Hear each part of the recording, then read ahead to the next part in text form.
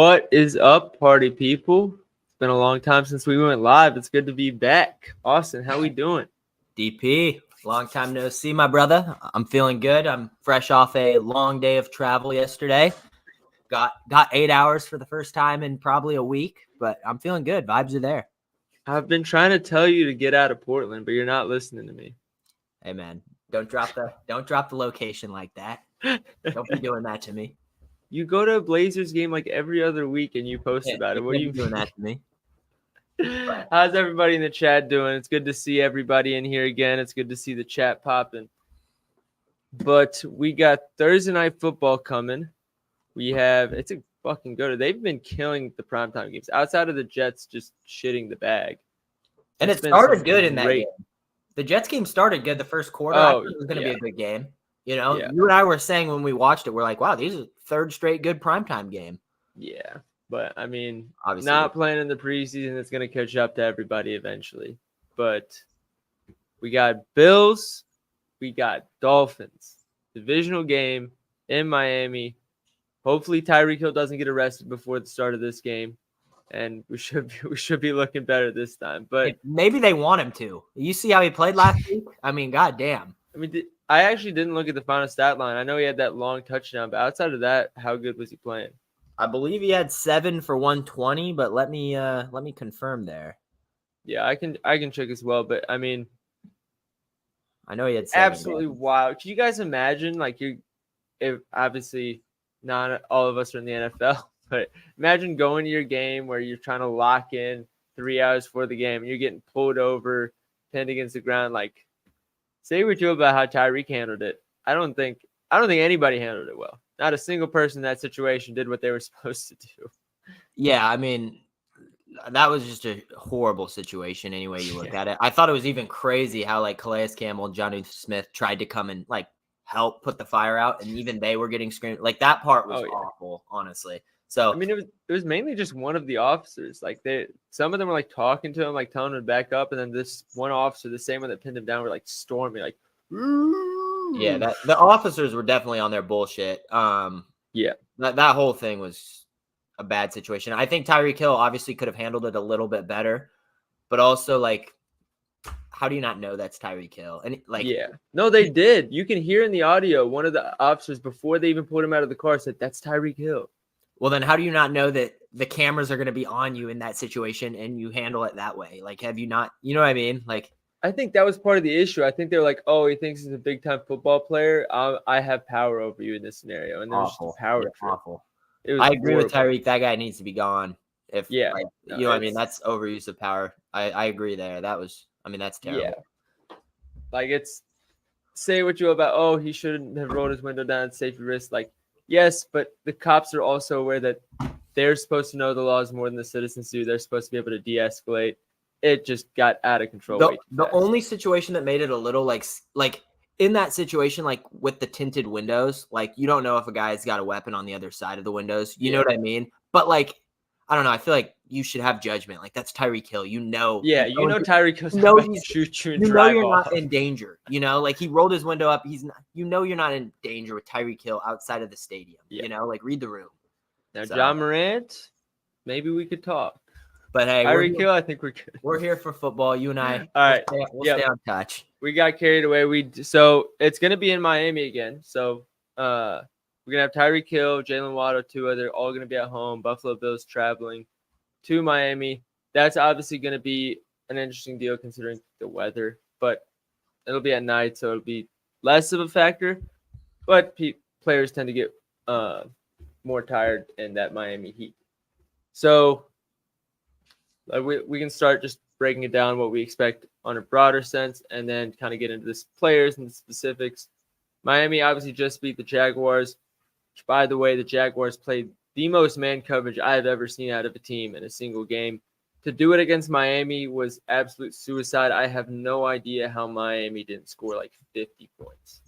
I fully agree there. Before we continue, if you guys aren't already, go and subscribe to our Winnable page. It's where you get our place first. It's where you get in the VIP Discord. You see the name Winnable right here. Discount code LIVE, and you will get 15% off whatever subscription you pay for. Just look up. You can go on our Twitters. It's in our bio, or you can look up winnable.com/APDP, and it'll be there. But highly recommend that we've already put in so much effort to it, and there's a lot more that's coming that we're trying to build out for you guys. So I hope you guys enjoy it. But until then, we have where was I, Austin? Yeah, I mean, we have our first play out already. We're gonna go over the slate a little bit. We're not gonna lock anything here yet, but stay tuned for action. There will be plays out tonight. We just honestly wanted to go through the slate. There's definitely a few good looks, and obviously this is a high-powered offense, both sides. I'm super excited for this one, man. A 49-point spread. I think this is going to be a great game. Last year's was, right? Wasn't it? Let me check. I know last year's there was one game without Waddle. That was the only thing. Well, because I'm pretty sure I was looking at Josh Allen's pass rush yards, and he had one last year where he was like 430. So he obviously had to have a high offensive game. So there was one that was 14-21. Bills won in Miami in January, and won October 1st. Buffalo won 48-20. Damn. So yeah, those are the two games. Tua 25 for 35 for 280 yards in the first game with both Tyreek and Waddle. That's rushing him on. Yeah, Waddle played in this game. And then that was the game, 320 yards on just 25 attempts for Josh Allen. That's pretty elite. Yeah, but that's really efficient. Oh, yeah. I think this game's going to be – I don't think we can look at this game similar to past games at all, honestly, because I think Miami has a new defensive coordinator. They have a lot of new personnel from last year. The Bills have a new offensive coordinator from the midpoint of last season. Stephon Diggs isn't there. James Cook is now the workhorse back. We don't know the injury status of Devon Achane. So a lot of stuff is changing. Where, obviously you can look at past games, but don't make your picks because of past games. I know a lot of people love to do that. And honestly, that's the standard for any NFL game you look at. Put very little weight on historical matchups. The amount of turnover between personnel and coordinators and coaches is probably the most of any league. So just be careful doing that. Yeah, and I mean, we're coming off week one. This is a learning period. There's a lot of stuff, a lot of uncertainties. If someone you're following had success, definitely stay tuned with that. But there's a lot you can learn from week one to week two. You and I obviously didn't have the greatest week one, but we're here putting in the hours because we're definitely going to bounce back, and I have no doubt in that. Oh, yeah. And a lot of people want to get worried that you didn't do well week one. It's not going to go well. I went 1-6 week one this year. I went 1-5 for week one last year, something along those lines. I was up 20 units by week 13, and I was bad at tracking afterwards, but I know I was probably up another 10, 20 after that because of a couple parlay and ladder hits. So I'm not worried. It's a long season. The more data we have, the better we're going to get. I'm just fine. And you guys shouldn't be worried either. So back to this game. We've talked about what not to do and what not to look at. Let's talk about what we can look at. Jags played a lot of man coverage. It usually means Tyreek Hill, and that's what happened. This is going to be a little different. I expect the Bills to play a little bit more zone defense. And with Matt Milano out, they're going to leave the middle of the field open. We saw the Cardinals very clearly made it a part of their game plan to target the middle of the field with Milano out. We saw Greg Dortch went crazy, and if you saw some of the catches he was making, he was not really open, but you could tell Kyler knew before the snap. He was like, he's running to the middle of the field, and I'm going to throw it to him. As long as I don't throw an interception, that's where the ball is going. And that's exactly what happened. I don't expect any difference from this Miami team, especially because they spread it out, but it's a lot of crossers, it's a lot of screens to try and get guys running in space. So if the Bills defense is going to game plan for that, and then it's playing right into the Dolphins' hands, I think this Dolphins offense is going to go crazy.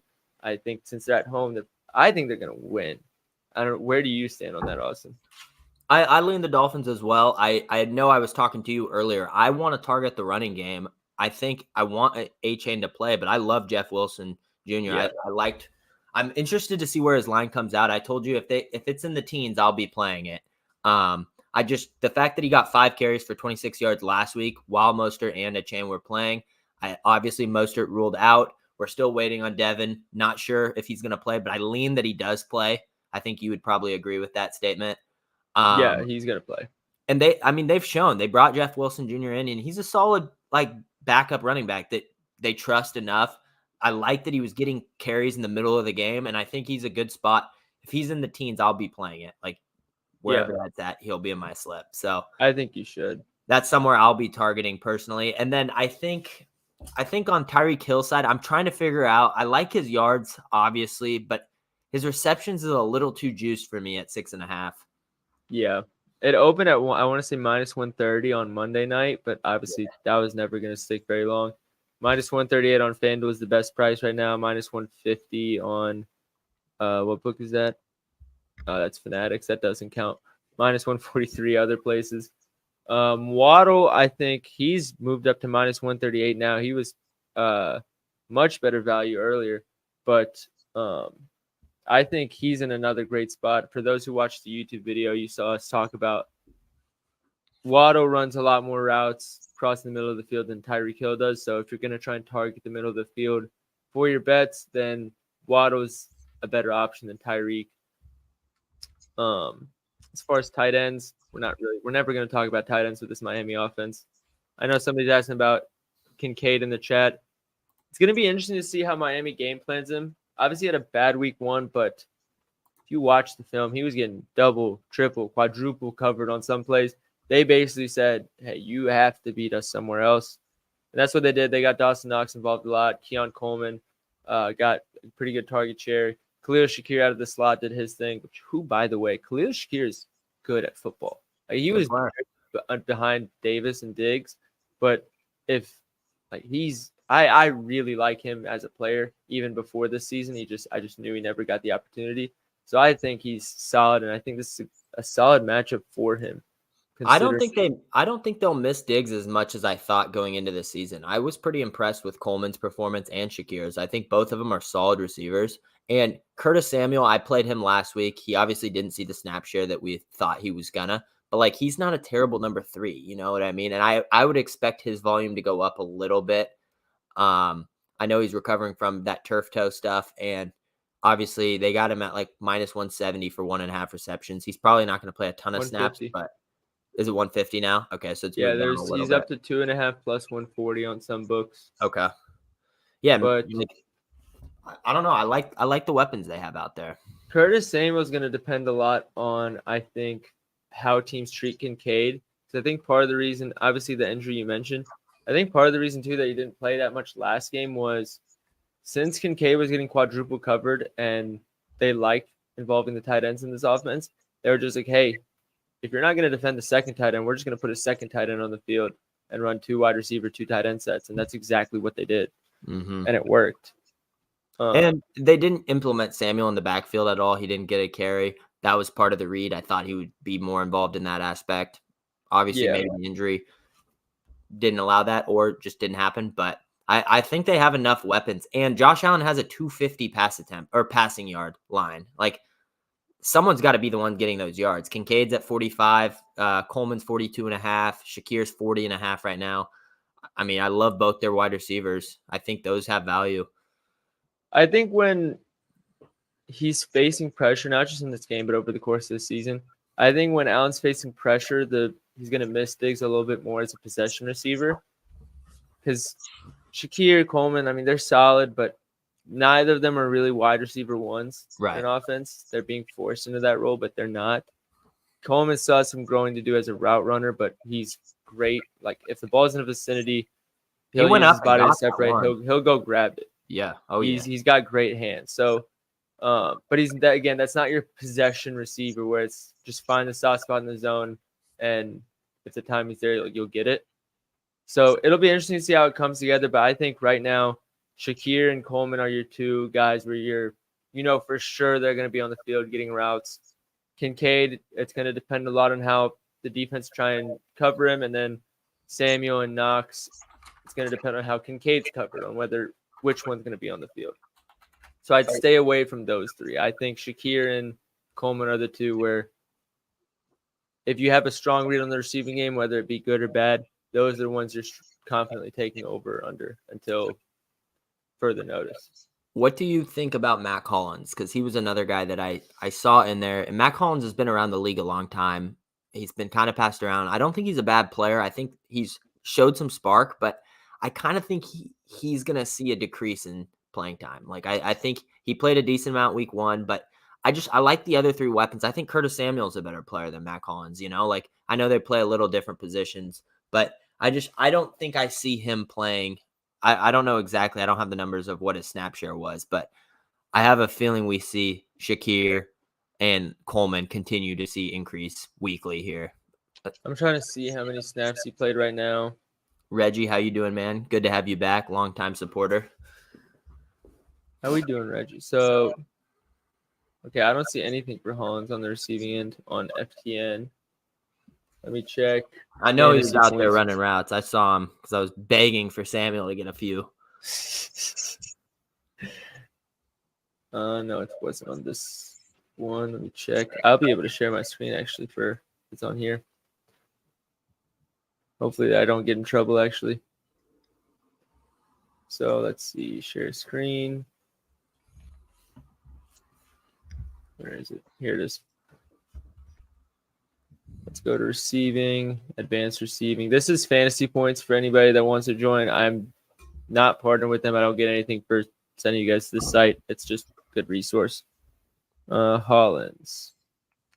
So in week 1, Hollins ran 16 routes. That's 53% of the route share. 2 targets for 23 total air yards. Not bad. It's the hard part for him is his kind of what's the word?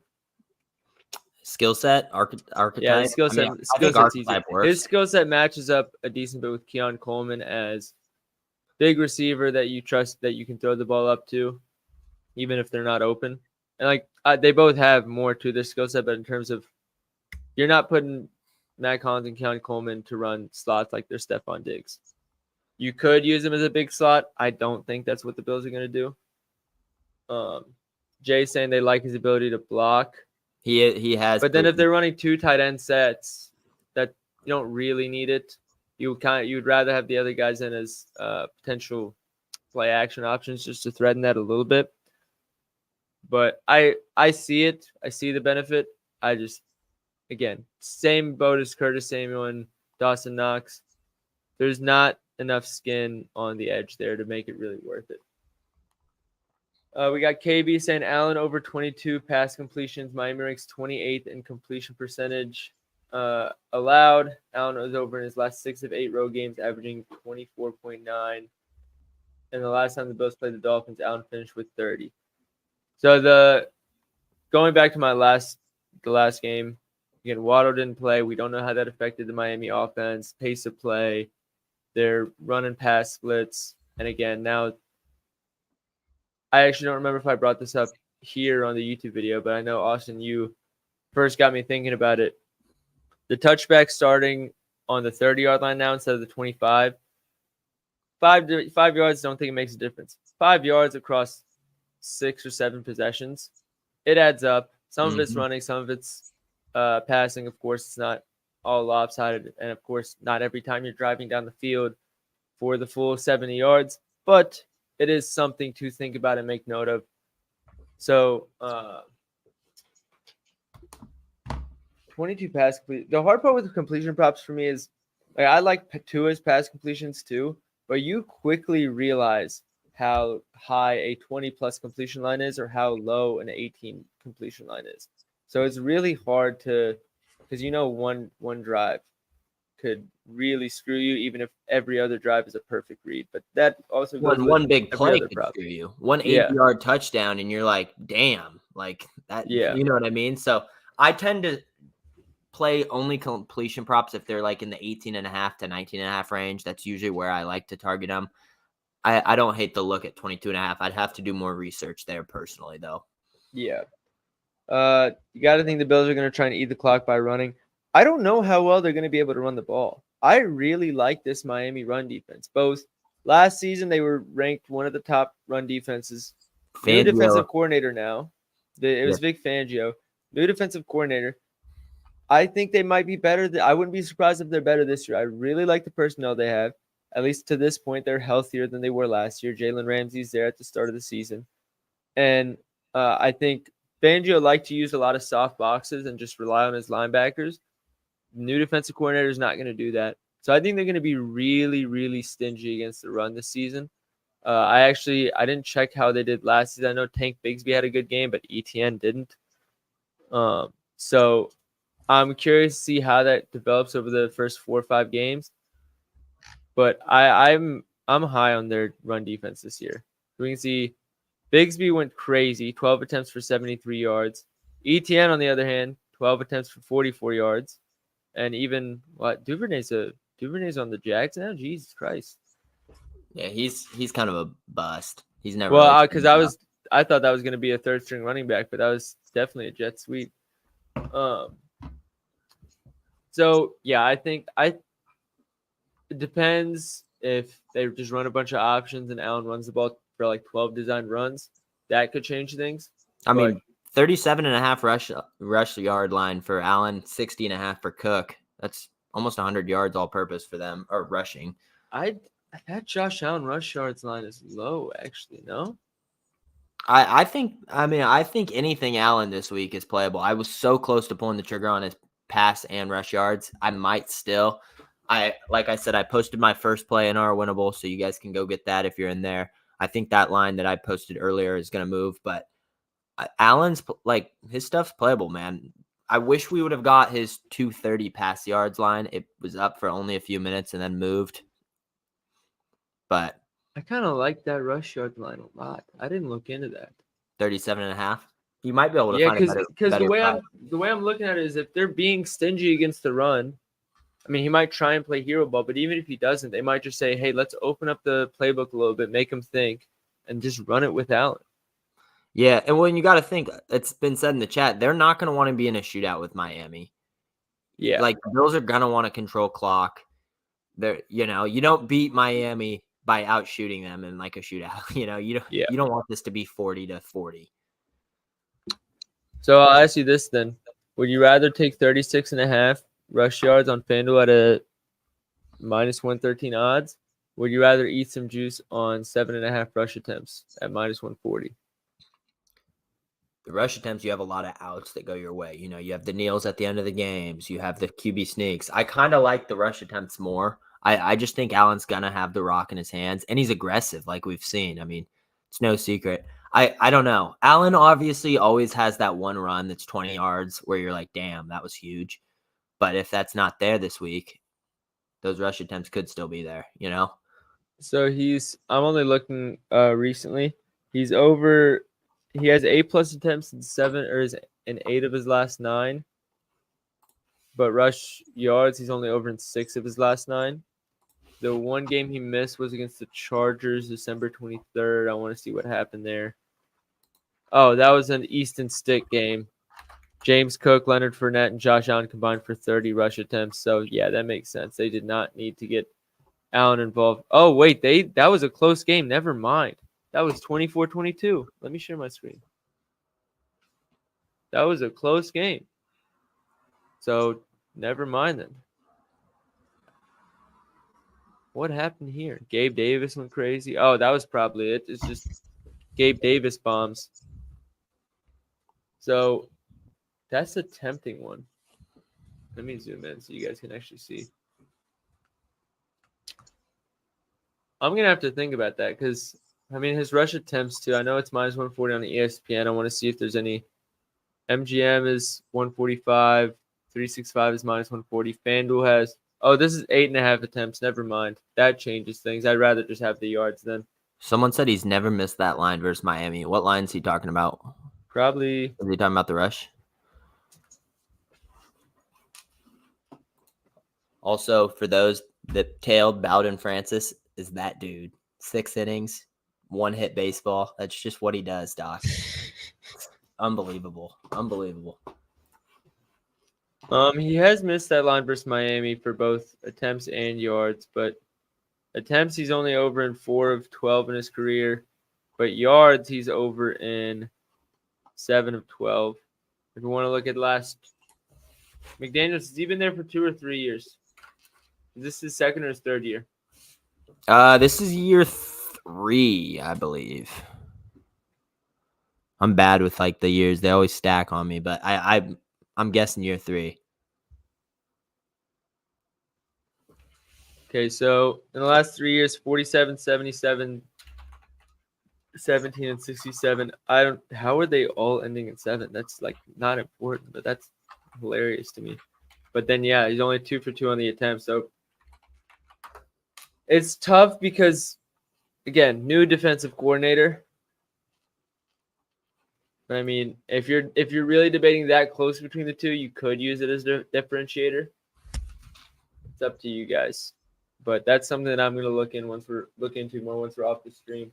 Yeah, You it's guys year like 3. James Cook over 2.5 receptions? I do. Again, goes back to I think Miami's going to be stingy against the run, and they like James Cook. They want to use him.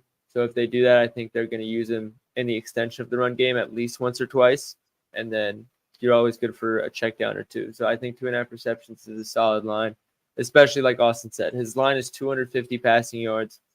There's nobody on the team that has like an 80 receiving yard line or a 7 reception line. So you can depend on the ball to be spread around. He hit 10 different receivers last game? Was that what the number was? Yeah, and I don't see that happening again. No, it won't be 10, but like- it goes to show he's not just going to throw it only to the wide receivers or to the tight ends. Well, he's not scared to get the running backs to fall because you don't target 10 different guys without the running backs touching the ball a little bit. Exactly. I also think they're trying to figure out what they have, you know?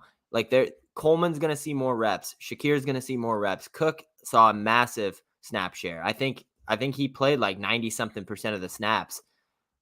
Like, he always will. He saw a major snap share. Like 2.5 receptions, I love. I think that's a really solid price to have at playable. I wouldn't be surprised if that closes like unplayable minus 150, you know? So they were talking about Josh Allen passing touchdowns that he's never missed versus Miami. 2+ in every game. Gosh dang. Plus money on Bet Rivers and this is Bet Parks. It's the Bet Rivers alternative here in Ohio. But minus 105 DraftKings, plus 102 FanDuel. The thing that's hard with that, Will, is we take that shit. He's getting a rushing touchdown. James Cook is rushing for one. You know, I just did the shit on Sunday. Jared Goff, 2 passing touchdowns. Jahmyr Gibbs walking into the end zone. Trips and falls once Goff throws him the ball. Yeah, we're not even going to talk about that game. But no, I mean, obviously, you love to see that when you're looking at a prop. I'm not going to tell you not to take that. I love this board, Doc. Like, I'm not going to lie. I love the pass touchdown look for Allen. I really love Coleman this week. I love Shakir this week. I like Cook receiving yards. Like, this is one where you just named like 6 Buff or there's Bills 4. props, yeah, there's 4. We're also saying that Miami's going to win. Like that says a lot. Yeah. Well, I love Jeff Wilson. Like, this is one of the game. This is probably the most excited I've been for a game like so far, just off like a prop aspect. So we're definitely getting like a 16-9 scoregami type of shit. Then. Yeah, incoming nobody scores first half. Bro, the scoregamis are hilarious to me. I don't know why, because when I just like talk about it, I'm like, oh, who cares about scoregami? But then every time I see it, it's going through, I'm like, holy shit, there's never been this score before. I get so excited. Yeah, no, I mean, the scoregami, I don't know shit about. I'm not even gonna lie to you, but you don't know what scoregami is? No, that's like Chinese to me. But it means it's the first time that score has ever happened in a game. Yeah. So there was the Eagles game was a scoregami. What was it? 31-26. 34-29. Yeah, that's the first time that's final score has ever been recorded in NFL history. Yeah. No way. Bro, actually, I'm being dead ass. You can bet on scoregamis. No. I mean, you can, but it's not even about the betting. It's just like, holy shit. Jeez, there's an account for this shit? Yeah. So the Eagles game was 139,000 likes, bro. The Jets-Niners game, that was scoregami. Go to the Eagles one. Was that actually scoregami? No scoregami on this one. Oh, so they post every single game and they'll say yes or no? Yeah, or like if there's a potential scoregami chance, they'll be like, oh, this is chance. That's new. I don't think they did that last year. This is crazy. I'm going to find it. It's Friday. Here we are. Yeah, you got it. Oh, never mind. No scoregami. 7 times before. First time since 2018, though. Damn. You remember that? Yeah, bro. You can find anything. Kicker prop. Somebody's asking about a kicker prop. I haven't thought about a kicker prop yet. I guess I do like to target teams like good run defense teams. I feel like if you try and run it on like 1st and 10 or 2nd and 10, you get stuffed once. Kind of kills it as long as you're past the 30-yard line, and it gives you a good field goal chance. So again, I've talked about the Miami run defense for the past 10 minutes. So I do like the Buffalo kicker for kicking points and field goal props. I kind of don't like the Miami kicker. If they're going to be able to succeed down the middle of the field, I feel like they're just going to get in there on another crosser, a running play, and then they're at the next thing you know, they're at the 4-yard line. Yeah, for me personally, I probably won't be targeting kickers. I just like a lot of the board elsewhere. But I'm not gonna knock it. Like I'm not gonna knock the look. What else have we not talked about yet? Devon Achane's playing. Reports are that he's playing. If he plays and we get a Jeff Wilson line, hammer, Doc, hammer under 19. Below 19. I'm not even 100% sure. I don't think we get that line, being honest. I do, bro. I think they're gonna lay a 23.5 on us. If they're smart, it's gonna be like 26.5. Like the fact that he got 26 yesterday or last week. I want that to be playable so bad, dude. I could see him getting 15 carries this week. That'd be nice. Like I really could. Did you take Bigsby? Yeah, like literally. He got 5 with both them healthy. You know? I don't know. Somebody asked about the other running back. I'm blanking on his name. Right. Jalen Wright. He was a healthy scratch in week 1. Because of the Mostert injury, he's gonna probably play, but I wouldn't play him if I'm in fantasy. I wouldn't bet on him. Healthy scratch, usually not. If Jeff Wilson, if there's 2 healthy guys ahead of him, the odds of him suddenly getting 10 carries is low. It's not happening unless one of them go down. You know, like if one of these guys go down, maybe. But like the fact that Jeff Wilson got 5 carries last week with those guys both healthy, he's gonna get the extended workload. Yeah. Who else on Miami? You can go ahead, if Achane plays, go ahead and fade Braxton Berrios. If he has like an 11.5 receiving yards line, I'm taking the under just because they like to run. What? With Miami, I feel like it's harder until we know Devon Achane's status. Yeah, nothing's official, just to be blatantly clear. Nothing is official. It's just there was a reporter that was like watching the practice and posting videos and stuff and said, I think he's gonna play, basically. But that was really it on that side. Miami's probably going to win. If you can't tell by the stream, we think it's going to be a shootout. I think that covers everything. I miss anything? No, I mean, I think we gave our looks.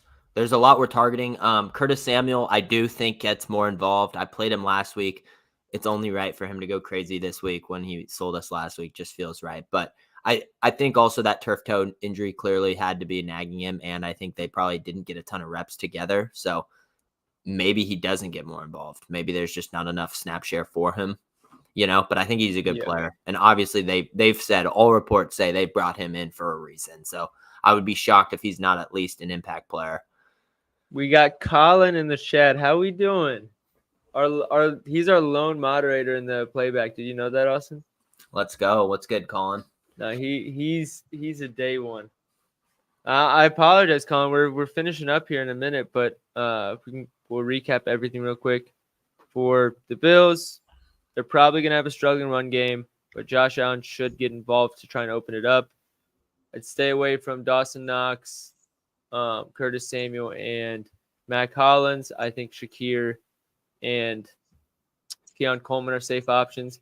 Kincaid, I'd stay away from at least for this week and next week just to see how defenses are going to play him because the Cardinals put like 3 defenders on him. On the Dolphins side, I almost said Miami Heat. On the Dolphins side, they're going to want to use the middle of the field. The Bills are weak in the middle of the field, so Jalen Waddle runs more routes across the middle. I think he's going to have a good game. Tyreek Hill obviously gets his open schemes in the middle. Devon Achane should play, but we don't know how limited he is or isn't going to be. So Jeff Wilson should be a good option if he has some low lines. Not really worried about Jalen Wright. And if we're talking kicker props, I think the Bills kicker is the best option between the two. I forget anything. No, read to a Love T. it. I Love it. think All that right. was great. Thank you guys for tuning in. We will absolutely be doing these more. If you want more analysis, we will be posting our plays soon for not only Thursday Night Football, but on. And then me and JJ posted a YouTube video, quick 14 minutes breaking down everything that we have. Other than that, make sure you join our winnable page. Again, if you want to see all our picks, it's less than $1 a day. You see all our picks as soon as we lock, so you get the best value. You get in the Discord, the VIP Discord, which is obviously more fun because it's a more concentrated environment.